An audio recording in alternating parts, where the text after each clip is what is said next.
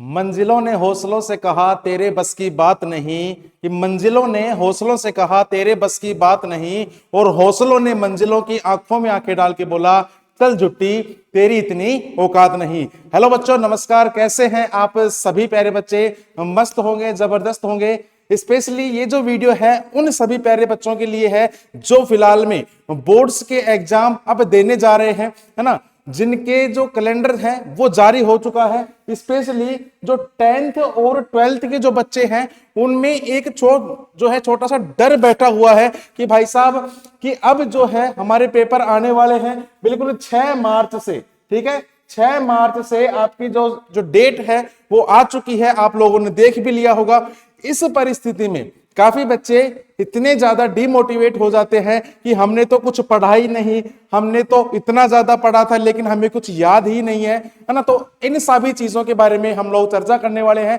आप लोग वीडियो में लास्ट तक बने रहिएगा। जैसा कि आप लोगों ने थंबनेल पर देखा है भाई, अगर अभी तक भी आप लोगों ने तैयारी नहीं करी है, 20 जनवरी आने को है, अगर आज से भी आप लोग तैयारी करें तो भाई साहब बिल्कुल बिल्कुल 95% आप लोग बिल्कुल ला सकते हैं। कैसे, वो सारी चीजें हम लोग करेंगे चर्चा। तो चलेगा दोस्तों, वीडियो की शुरुआत करते हैं। आगे बढ़ने से पहले अगर अभी तक आप लोगों ने चैनल को सब्सक्राइब नहीं किया है तो एक बार चैनल को सब्सक्राइब जरूर से कर लीजिएगा ताकि प्रत्येक वीडियो का नोटिफिकेशन आप सभी प्यारे बच्चों तक पहुंचता रहे। ठीक है, तो देखो, या तो भाई साहब पहली बात, या तो जानने दो या फिर जान लगा दो। मतलब एक मौका है ना, एक ही मौका है और अंतिम मौका है। कहते हैं ना कि यही रात अंतिम और यही रात भारी। तो भाई साहब ये अंतिम मौका है, बस कुछ ही टाइम आप सभी बच्चों के पास बचा हुआ है। इस टाइम को आपको कैसे यूज करना है, कितनी पढ़ाई करनी है, किस सब्जेक्ट को कितना क्या देना है, वो सभी चीजें हम लोग करने वाले हैं। देखिए, ठीक है, पहली चीज कि भाई साहब सेट योर गोल, कि आपका लक्ष्य क्या है। सबसे मेन बात कि आपका लक्ष्य क्या होगा। कि हाँ देखो, कुछ बच्चों का लक्ष्य ये होगा कि बस मुझे तो केवल पास होना है, बाकी छोड़ो। कुछ बच्चों का लक्ष्य ये होना है कि नहीं, मुझे तो मेरिट में आना है, मुझे तो 90% बनानी है, मुझे तो 95 बनानी है, मुझे 98 बनानी है। एक आप अपना जो लक्ष्य है वो निर्धारित करिए, क्योंकि देखो दूरी जब तक पता नहीं होगी तब तक चला नहीं जाएगा। मान लो मुझे पता है कि भाई साहब मुझे 10 किलोमीटर जाना है तो मैं उसी रफ्तार से जाऊंगा, और मुझे पता ही नहीं कि मुझे कितनी दूर चलना है तो मैं कभी धीरे चलूंगा कभी तेज चलूंगा। तो आपको क्या है, आपका जो गोल है वो सेट करना है कि मुझे अब की बार 10th में या फिर 12th में मुझे कितने मार्क्स गेन करने हैं, कितने जो है अब की बार मुझे नंबर लाने हैं। अगली बात करें कि अवॉइड, क्या क्या चीजें हमें जो है अवॉइड करनी है अब की बार। अवॉइड लास्ट मोमेंट प्रिपरेशन, यानी कि आपने अभी तक कितना क्या पढ़ लिया वो सारी चीजें आप लोग अवॉइड करिए। क्यों? क्योंकि देखो दो चीजें हैं। पहली बात तो ये कि कुछ बच्चों ने अच्छे से पढ़ाई करी पूरे साल तक, ठीक है, पूरे साल उन्होंने जबरदस्त तरीके से पढ़ाई करी, तो उन लोगों के मन में जो है डर होता है लेकिन कम होता है। एक वो बच्चे होते हैं जिन्होंने पढ़ाई करी ही नहीं, ठीक है, पूरी साल मटर गश्ती करने में निकाल दी, और अब लास्ट टाइम पर वो ये देख रहे हैं कि बस मुझे तो इतना मिल जाए कि मैं पास हो जाऊं।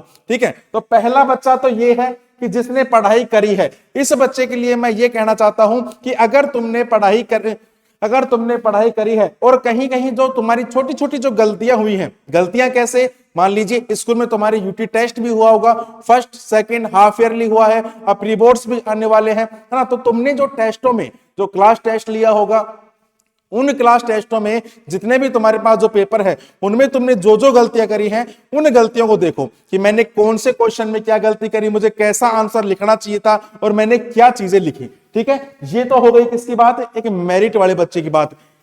एवरेज बच्चे की बात मैं बताऊं कि भैया मैं तो एवरेज ही हूं, मुझे बताओ, तो आप लोग केवल और केवल इतना करिए, आपने जो आपके पास जो पुराने जो पेपर्स वगैरह जो बचे हुए हैं, UT first, UT second, half yearly, ठीक है, क्वार्टरली एग्जाम, इन सभी के पेपर आप सभी के पास होंगे। उन्हीं जो पेपर हैं उन्हीं पेपरों को आप लोग वापस से पढ़ जाइए। इसके अलावा और भी चीजें बताऊंगा आगे, है ना। और आपने जैसा भी पढ़ा है जबरदस्त पढ़ा है, किसी के बहकाव में मत आइए कि भाई तुमने तो पढ़ा ही नहीं। ठीक है, जो तुम कर सकते हो वो कोई नहीं कर सकता, ठीक है, याद रखना पेपर के अंदर कि जो मुझे आता है वो सबको आता है और जो मुझे नहीं आता वो किसी को भी नहीं आता। आगे आगे बढ़ेंगे कि choose your best for life not best for you, यानी कि अभी तक ठीक है देखो, एज होती है 15 से 16 साल, 15-16 साल की अभी आपकी जो है एज है।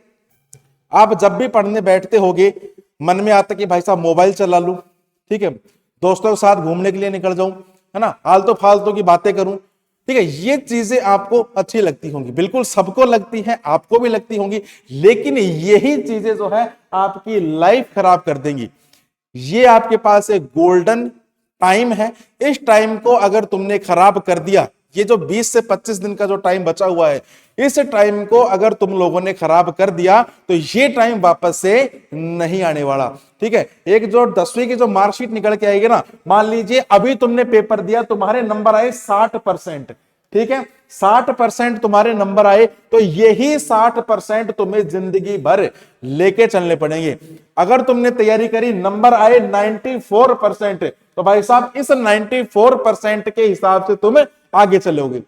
ठीक है, तो वो चीज करो जो तुम्हारी लाइफ के लिए अच्छी हो, तुम्हारे कंफर्ट जोन से तुम बाहर निकलो। मोबाइल वगैरह चला लेना बाद की बात है ना, सिर्फ 20 से 25 दिन का टाइम बचा हुआ है। आगे चलेंगे कि यू नीड ए प्लान। बिल्कुल, काफी बच्चे तो ऐसे हैं कि उन्होंने अभी तक प्लानिंग ही नहीं करी कि मुझे कैसे पढ़ना है, कौन से सब्जेक्ट को कितना टाइम देना है। ठीक है, तो एक प्लान बनाओ।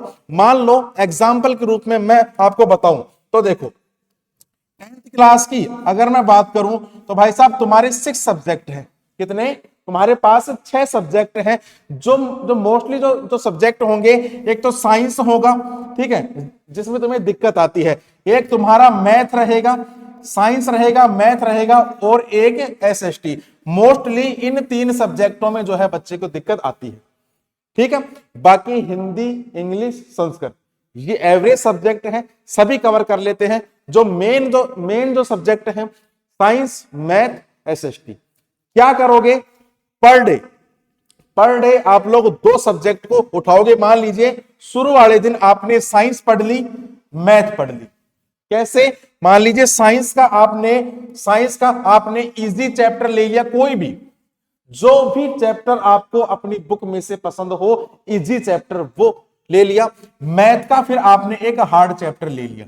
कैसे पढ़ना है वो बता रहा हूं। ठीक है, एसएसटी आपने शुरू वाले दिन छोड़ दी। ये है अपने डे 1 की बात। डे 2 को आपने क्या किया भाई साहब? साइंस को छोड़ दी, मैथ का आपने पहले हार्ड लिया था, आज क्या ले लिया? इजी ले लिया। एसएसटी में कौन सा ले लिया आपने? हार्ड ले लिया सब्जेक्ट। इस प्रकार से आपको पढ़ते हुए जाना है। दो सब्जेक्ट ले लो, ज्यादा नहीं लिए जा रहे तो। ठीक है, मुश्किल से आपके 13, 14, 15 जो भी टॉपिक है, जो टॉपिक है, उनके अकॉर्डिंग कौन सा हार्ड है, कौन सा आपको इजी लगता है, उसके अकॉर्डिंग जो है आप लोग पढ़ लीजिएगा। एक जो चार्ट है वो भी मैं आपको लास्ट में दूंगा। आप सभी बच्चे उस चार्ट को निकलवा लीजिएगा और अपने कमरे की दीवार के ऊपर उस चार्ट को लगा दीजिएगा कि मुझे इतनी तारीख को ये पढ़ना है, इतनी तारीख को ये सब्जेक्ट पढ़ने हैं, इतनी तारीख को ये सब्जेक्ट पढ़ने हैं। वो चीजें बात करेंगे हम लोग बाद में।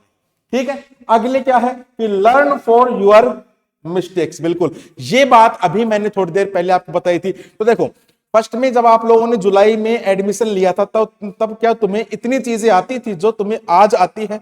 नहीं, है ना। तुमने जुलाई में जब मान लीजिए तुमने 10th क्लास में एडमिशन लिया था, तो तुम्हें क्या 10th क्लास के जो साइन कोस थीटा वगैरह थे ये पता थे क्या? नॉर्मली पता होंगे। जब तुमने 12th क्लास में मान लीजिए एडमिशन शुरू में लिया था, तो तुम्हें डेरिवेशन वगैरह ये पता था क्या? नहीं। ठीक है, तो तुमने लेकिन आज तक जो तुम्हारे 6 महीनों में तुमने 6 मंथ में तुमने जो गलतियां करी हैं, उन सभी गलतियों को सुधार लेना। गुरुजी कैसी गलतियों में पहला पॉइंट, गलतियों में क्या? एक तो सबसे बड़ी बात नंबरों की। टेस्टों में आपसे जो है लिखावट में गलती हुई, क्योंकि लिखावट के भी नंबर मिलते हैं। इसके अलावा प्रश्न था 3 लाइन का, मैंने दिया 1.5 लाइन में, ये सबसे बड़ी गलती। ठीक है, लैंग्वेज, ऐसी लैंग्वेज लिखो जो अगले बंदे को समझ में आएगी। ठीक है, एक कई लोगों की जो है यहाँ पर जो राइटिंग है वो भी खराब रहती है, तो राइटिंग का भी एक बहुत बड़ा इफेक्ट पड़ता है आपकी कॉपी को जांचने के अंदर। एक तो मान लो एग्जामिनर है भाई साहब, उसका माथा खराब हो गया, हजारों कॉपियां उसने चेक कर दी, और एक मान लो गंदी सी राइटिंग आ गई तो उसको तो वो वैसे कर देगा, छोड़ो इसको। और एक सुंदर सी राइटिंग आएगी, मान लीजिए उसके 2 नंबर कम भी पड़ रहे हैं ना, तो एग्जामिनर उसे 1-1.5 नंबर वैसे भी फालतू दे सकता है। तो मेन आप लोग अपनी जो हैंड राइटिंग है उसको भी सुधारिएगा। बाकी आपका जो कंटेंट है, आप लोग क्या लिख रहे हैं, आंसर वगैरह क्या लिख रहे हैं, ठीक है, उसको प्रिपरेशन करिएगा बिल्कुल स्मार्ट तरीके से। ठीक है, तो ये सारी जो चीजें हैं, ये जो गलतियां हैं अभी आपको नहीं करनी है। आगे चलिएगा कि गिव प्रायोरिटी टू स्टडी, ये बात बिल्कुल सही है। अब जो 20 से 25 दिन का जो तुम्हारे पास टाइम बचा हुआ है, ये सिर्फ और सिर्फ पढ़ाई में ही निकलना चाहिए।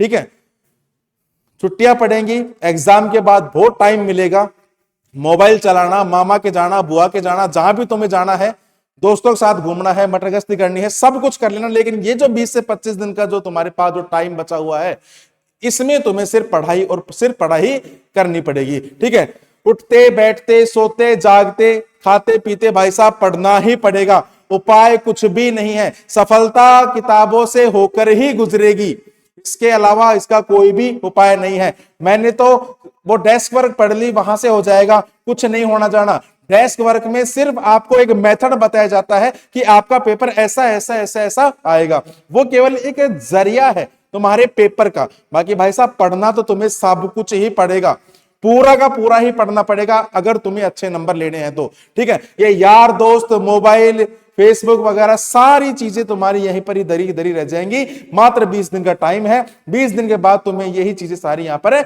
मिलेंगी। ठीक है, मेरा दोस्त वहां चला गया वो तो मिलेगा ही नहीं, अरे वो दोस्त वहां से भी आ जाएगा जहां भी गया है, या फिर तुम चले जाना। लेकिन जब ये एग्जाम तुम्हारे खत्म हो जाएंगे तो लास्ट में क्या पूछा जाएगा, सिर्फ रिजल्ट पूछा जाएगा। ठीक है, ये नहीं पूछा जाएगा कि मैं तो दोस्त की शादी में चला गया था, मेरे तो 5 दिन वहां खराब हो गए थे। भाई साहब रिजल्ट वाले दिन, जिस दिन तुम्हारा रिजल्ट आएगा, सिर्फ लोगों को वो ही दिखेगा, इसके अलावा लोगों को कुछ भी नहीं दिखेगा। वो ये नहीं देखेंगे कि इसने हमारी शादी में इतना काम किया, या फिर ये लड़का हमारे दोस्त के इतना क्लोज है, या फिर ये मेरा दोस्त है, ये मेरी सहेली है। कोई कुछ भी नहीं देखेगा, सिर्फ देखेंगे तो क्या, आपका रिजल्ट देखेंगे। ठीक है, तो अभी टाइम है, अभी संभल जाइए, मात्र 20 से 25 दिन का टाइम बचा हुआ है, पढ़ लीजिएगा। अगली बात करें कि choose the study as target. बिल्कुल अपनी पढ़ाई को एक टारगेट के रूप में देखो कि हाँ, मुझे आज मान लीजिए मुझे 5 चैप्टर करने हैं। कितने? आज मुझे 5 चैप्टर करने हैं, चाहे मैं कैसे भी करूं, चाहे मैं सो के करूं, चाहे मैं उठ के करूं, चाहे कमरे में बैठ के करूं, चाहे मैं छत पे बैठ के करूं, मुझे करना है। एक छोटा छोटा जो टारगेट है ना, एक छोटा छोटा जो टारगेट है, वो टारगेट आप लोग बनाइए।